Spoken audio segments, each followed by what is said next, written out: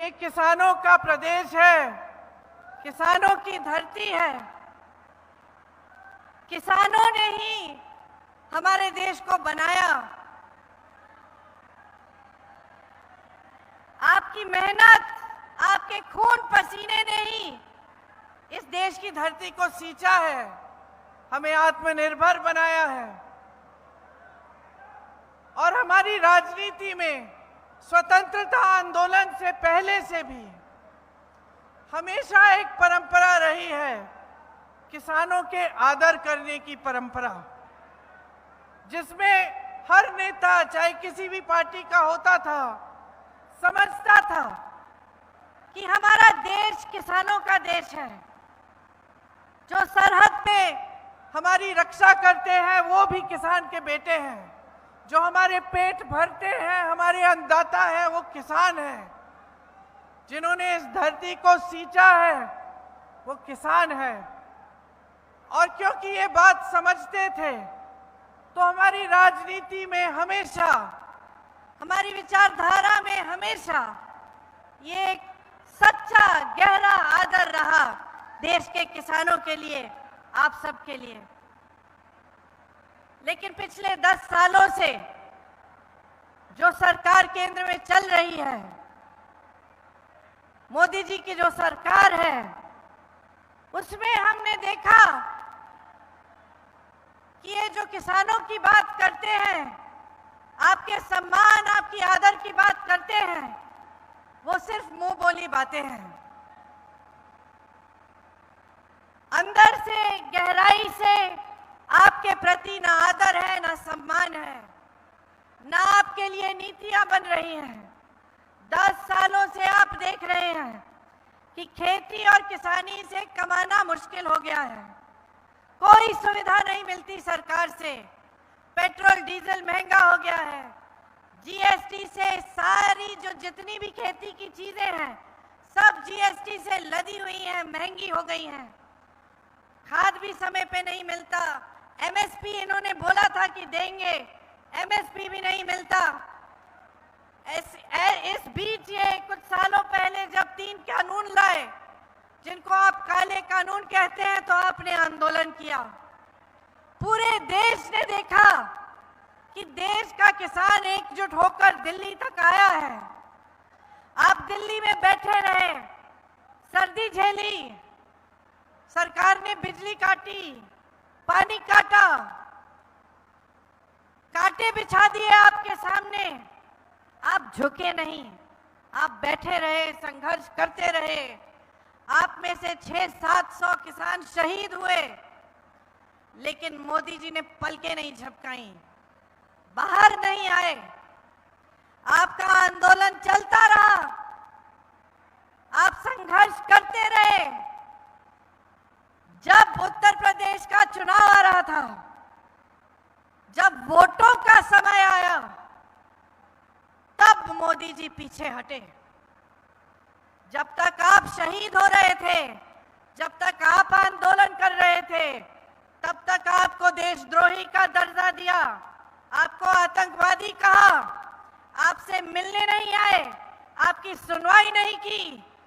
ये सोचा तक नहीं कि इस देश के लाखों किसान मेरे दरवाजे तक आए हैं। कुछ तो होगा इनकी बात में, होगी इनकी बात, कुछ तो सुनवाई होनी चाहिए। ये सोचा तक नहीं, आपको बुलाया तक नहीं अपने दरवाजे तक, आपको दिल्ली के अंदर आने नहीं दिया। ये सच्चाई है सरकार की कि चुनावी मंच पर आकर आपको बड़ी बड़ी बातें बताएंगे, कह देंगे कि एमएसपी मिलेगा आपको, कह देंगे कि आपकी आमदनी दुगनी हो जाएगी, लेकिन सच्चाई ये है कि आपका इतना भी आदर नहीं है। सच्चाई ये है कि भाजपा के नेताओं को पंजाब का जज्बा समझ में ही नहीं आता। जो पंजाब ने इस देश को दिया है, जो आप सबने इस देश को दिया है, सिर्फ खेती किसानी से नहीं, अपनी शहादत से, अपनी वीरता से, अपनी शौर्यता से ये इनकी समझ से बाहर है। इसको समझने के लिए गहराई चाहिए होती है। इनकी सारी की सारी नीतियां बड़े खरबपतियों के लिए बनती हैं। ये जो 3 कानून लाने वाले थे, ये सिर्फ बड़े बड़े खरबपतियों के लिए लाने वाले थे। हर जगह आप देखें तो सारी नीतियां सिर्फ बड़े बड़े खरबपतियों की मदद के लिए बन रही हैं। आज अगर किसान संकट में है तो इनकी नीतियों की वजह से है। आज अगर महंगाई चरम पे है और सब तरस रहे हैं, मेरी बहनें दुकान जाती हैं, कुछ खरीद नहीं पाती, आपको अपने बच्चों की फीस भरनी पड़ती है, फीस नहीं भर पाते, आपको बच्चों की शिक्षा करानी है, वो मुश्किल हो गया है, बेटी की शादी करनी है, कर्ज लेना पड़ता है। हर तरफ से संकट ही संकट है, संघर्ष ही संघर्ष है। आज 70 करोड़ नौजवान इस देश में बेरोजगार हैं। 70 करोड़ नौजवान बेरोजगार हैं और बेरोजगारी 45 सालों में सबसे ज्यादा आज है। मोदी जी के राज में 30 लाख सरकारी पद खाली पड़े हैं, लेकिन इनको जब देखें तो बड़े बड़े मंचों पे दिखते हैं, बड़ी बड़ी बातें कहते हैं कि अर्थव्यवस्था बहुत मजबूत हो रही है, बहुत तेजी से आगे बढ़ रही है। तो मैं आपसे पूछना चाहती हूं कि अगर अर्थव्यवस्था इतनी तेजी से आगे बढ़ रही है, अगर देश में तरक्की ही तरक्की आ रही है, तो आपके जीवन में तरक्की क्यों नहीं आई है? तो आपके बच्चों को रोजगार क्यों नहीं मिला है? तो महंगाई इतनी क्यों हो गई है कि आप अगले दिन के बारे में सोच नहीं सकते कि किस तरह से आप गुजारा करेंगे? अगर देश इतनी तरक्की कर रहा है तो यहाँ पे मैनचेस्टर जैसी जो स्टील की मैन्युफैक्चरिंग होती थी वो ठप क्यों हो रही है? यहाँ जो चारा बनता था वो आज थम क्यों गया है? यहाँ की जितनी भी इंडस्ट्री है वो आज झुक क्यों रही है? जीएसटी थोप थोप कर उसको कमजोर क्यों किया जा रहा है? आज का मिडिल क्लास क्या कर रहा है, क्या कर पा रहा है? एक स्कीम नहीं है मिडिल क्लास के लिए, एक स्कीम नहीं है आपकी मदद के लिए, आपके लिए राहत के लिए। आप सब संघर्ष कर रहे हैं। टीवी पे आपको दिखता है कि बहुत तरक्की हो रही है, लेकिन आपके जीवन में तरक्की नहीं दिख रही है।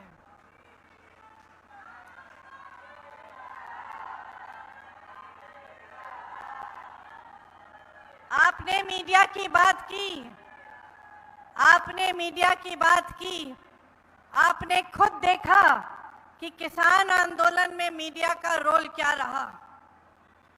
अगर मोदी जी ने किसानों को देशद्रोही और आतंकवादी का दर्जा दिया, तो पूरे देश की जो गोदी मीडिया, जिसको आप गोदी मीडिया कहते हैं, जो बड़े बड़े खरबपतियों की मीडिया है, पूरे देश की मीडिया ने यही दिखाया, पूरे देश को यही दिखाया।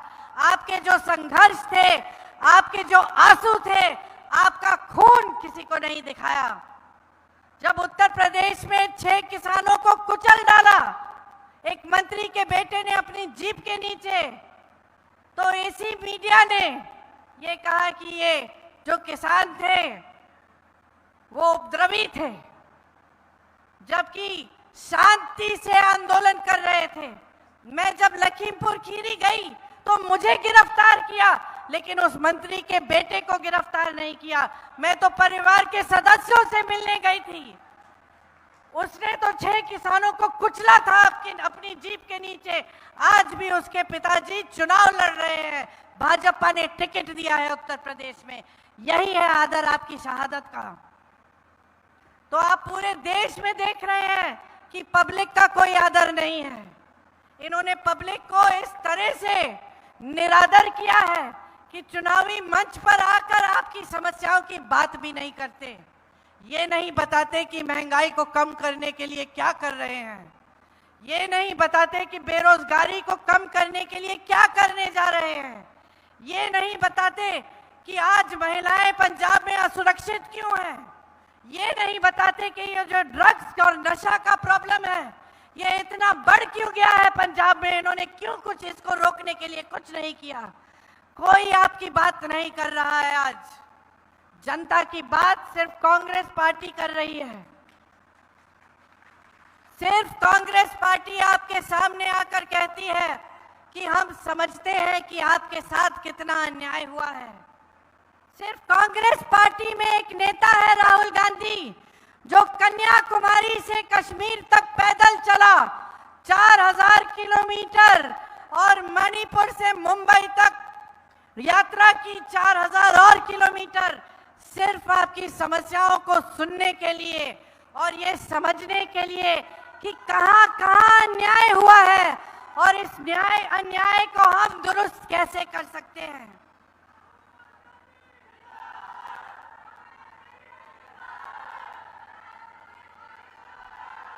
कांग्रेस पार्टी की हमेशा यही विचारधारा रही है कि सरकार जनता के लिए चलनी चाहिए, कि देश की जो संपत्ति है वो आपकी है।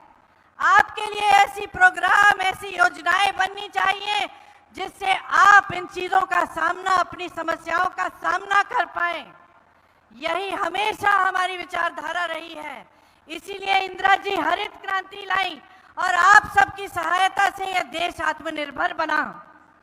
आज मोदी जी दशकों बाद आत्मनिर्भरता की बात करते हैं, लेकिन आत्मनिर्भर बनाने का काम इन्होंने सिर्फ अपने बड़े खरबपति मित्रों के लिए किया है। 16 लाख करोड़ रुपए ये कर्ज अपने बड़े बड़े खरबपति मित्रों के माफ करते हैं, लेकिन जब हम किसानों के कर्ज की बात करते हैं तो ये कहते हैं कि देश में पैसा नहीं है, इसके लिए अर्थव्यवस्था ठप हो जाएगी, ये कहते हैं। कांग्रेस पार्टी ने जहां जहां हमारी प्रदेश की सरकार थी वहां हमने कर्ज माफ करना शुरू किया। हमने छत्तीसगढ़ में किया, हमने राजस्थान में किया, हमने मध्य प्रदेश में किया। जब जब हम आपके लिए राहत लाने की बात करते हैं, ये कहते हैं कि हो ही नहीं सकता, अर्थव्यवस्था ठप हो जाएगी। ये कैसी बातें हैं? अगर आपके पास अपने खरबपति मित्रों को देने के लिए पैसे हैं तो इस देश के किसानों के लिए पैसे क्यों नहीं हैं? तो इस देश की महिलाओं की मदद के लिए स्कीमें क्यों नहीं हैं? कांग्रेस की विचारधारा रही है कि आपकी संपत्ति वापस आपकी जेब में जानी चाहिए। इसीलिए इस चुनाव में भी हम सिर्फ और सिर्फ आपकी बातें कर रहे हैं। हम कुछ गारंटी लाए हैं, उन गारंटी से हम ये तय कर रहे हैं कि जो आपका पैसा है, इस देश का जो पैसा है, वो वापस आपके हाथों में जाएगा।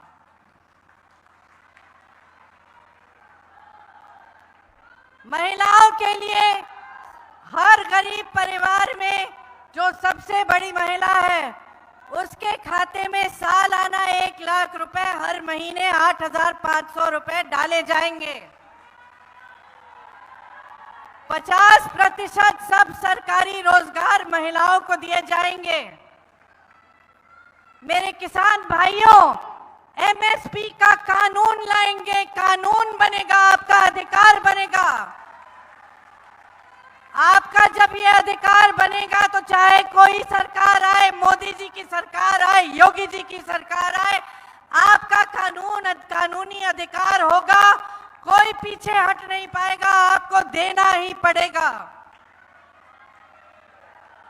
हम गारंटी देते हैं कि जब आपके खेतों में नुकसान होगा तो 1 महीने के अंदर अंदर आपको पूरा भुगतान दिया जाएगा।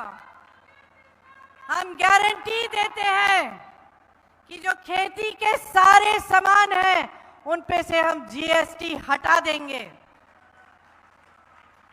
श्रमिकों के लिए हमारी गारंटी है कि 400 रुपए से कम देश भर में कोई आपको मजदूरी नहीं दे पाएगा। आपकी दिहाड़ी 400 रुपए से ज्यादा होनी पड़ेगी। ये कानून लाएंगे।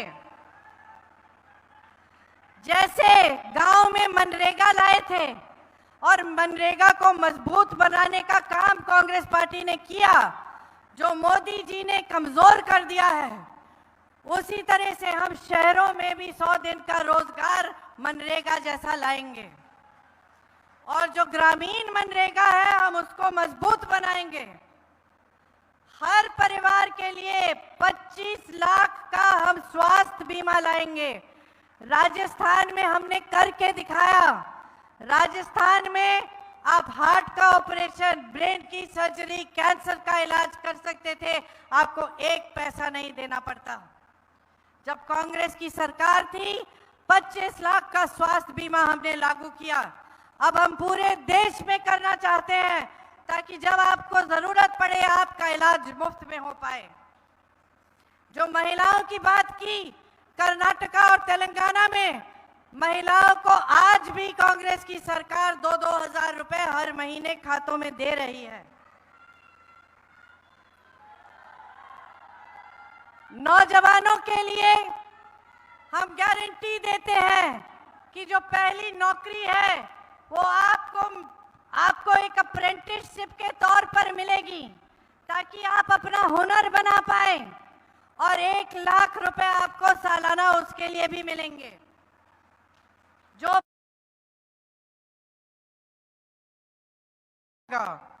इसके साथ साथ 5,000 करोड़ रुपए का फंड नौजवानों के लिए होगा ताकि आप अगर अपना कारोबार शुरू करना चाहें, एक मैन्युफैक्चरिंग का यूनिट, कोई छोटा सा बिजनेस, तो आपको सुविधा मिल पाए।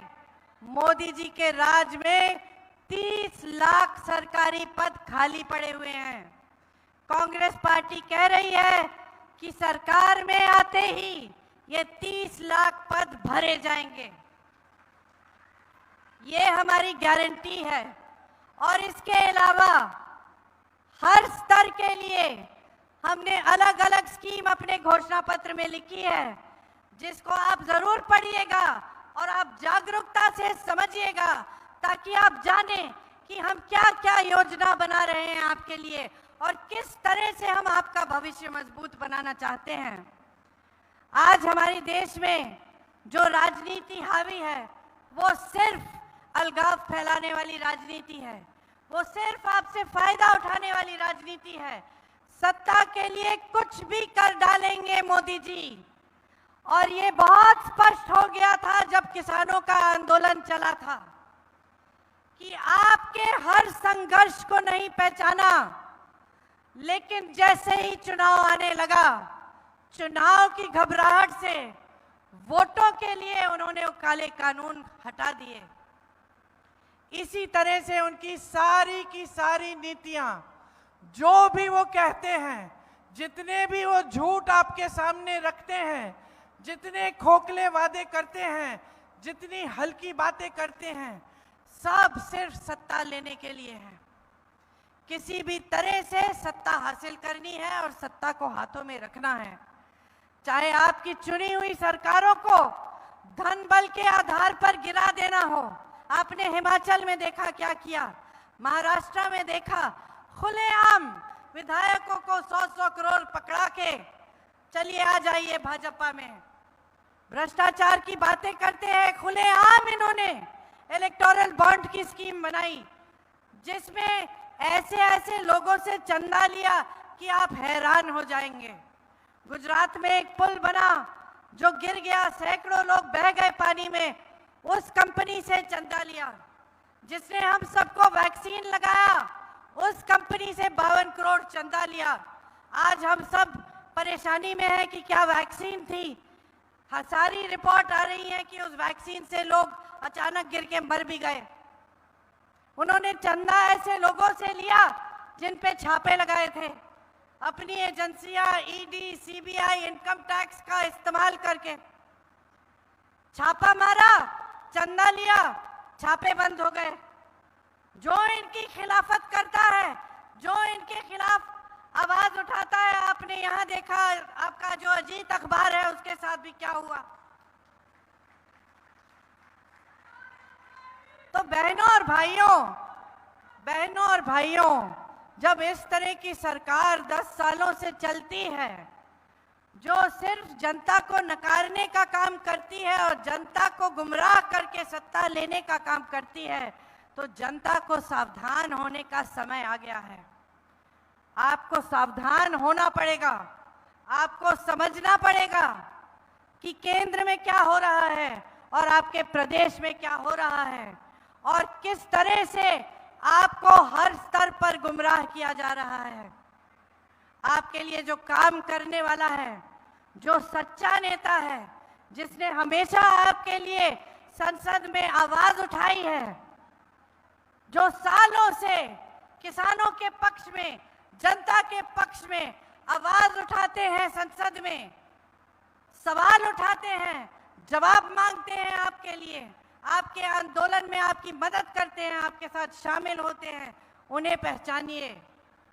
जो सच्ची राजनीति है, जो आपकी भलाई चाहती है, उसको पहचानिए। और इस बार जब आप वोट डालने जाएंगे तो पूरी सोच समझ के अपना वोट डालिए। ये वोट सिर्फ आपके लिए नहीं है, सिर्फ आपके बच्चों के भविष्य को बनाने के लिए नहीं है, ये पंजाब के लिए भी है, ये आपके कौम के लिए भी है, ये हमारे देश के लिए भी है। आज इन लोगों का अहंकार इतना बढ़ गया है कि अपने आप को ये बड़े बड़े गुरुओं के साथ अब अपनी तुलना करने लगे हैं। अहंकार इतना बढ़ गया है कि ये जनता के सामने आकर कहते हैं हम संविधान बदल डालेंगे, हम आपके अधिकारों और आरक्षणों को कमजोर करेंगे। तो इनके अहंकार को अब जगह दिखाने का समय आ गया है। चुनाव के दिन जब आप वोट डालने जाएंगे तो याद रखिए कि आपका जीवन संघर्ष क्या है, कि महंगाई से आप जूझ रहे हैं, कि खेती किसानी से आप कमा नहीं पा रहे हैं, कि कर्ज में इस देश का किसान डूब रहा है, कि इनका कोई भरोसा नहीं है मोदी जी का कि कल कैसे कानून लाएंगे जिससे सिर्फ इनके खरबपति मित्रों का फायदा होगा। आप सोचिए, जो कानून लाने जा रहे थे उनसे आपका कितना नुकसान होता। आपकी जमीन अगर छीनी जाती तो आप मुकदमा भी नहीं लगा पाते। आज हिमाचल के किसानों के साथ देखिए क्या किया है इन्होंने। सेब उगाते थे, देश भर में सेब जाता था, अडानी जी को सारे कोल्ड स्टोरेज पकड़ा दिए। ये काफी नहीं था कि देश के सारे बंदरगाह, सारे हवाई अड्डे, सारी बड़ी बड़ी कंपनियां, सारे कोयले के खदान, पावर, बिजली सब कुछ दे दिया। देश के सारे कोल्ड स्टोरेज भी इनको दे चुके हैं। हिमाचल में सारे कोल्ड स्टोरेज आज इनके हैं। सेब का दाम अडानी जी तय करते हैं, सेब कब बिकेगा अडानी जी तय करते हैं। और ऊपर से मोदी जी की नीतियों ने अमेरिका से जो सेब आता है उस पे टैक्स कम कर दी और हमारे किसानों पर जीएसटी पे जीएसटी लाद दी। आज ग्राहक दुकान जाता है, अमेरिकन सेब सस्ता मिल रहा है, हमारा सेब, हिमाचल का सेब महंगा मिल रहा है। ये परिस्थिति सिर्फ हिमाचल की नहीं है, ये परिस्थिति देश के हर किसान की बना देंगे। इनका भरोसा नहीं कर सकते। आज कानून बदलेंगे, कल संविधान बदलेंगे, परसों आरक्षण बदल डालेंगे। आप सबको सतर्क होना पड़ेगा। ये चुनाव संविधान को, लोकतंत्र को बचाने का चुनाव है। अपने वोट का इस्तेमाल एक हथियार की तरह करिए। वो हथियार जो इस देश की सुरक्षा के लिए उठता है, जो इस देश की रक्षा के लिए उठता है, वही है ये वोट। जब आप वोट डालने जाएंगे तो अमर सिंह जी को भारी से भारी बहुमत से जिताइए, कांग्रेस पार्टी को जिताइए।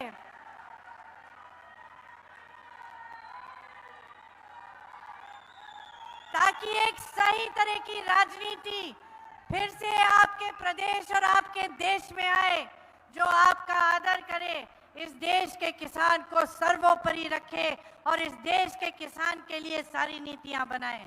धन्यवाद। जय हिंद।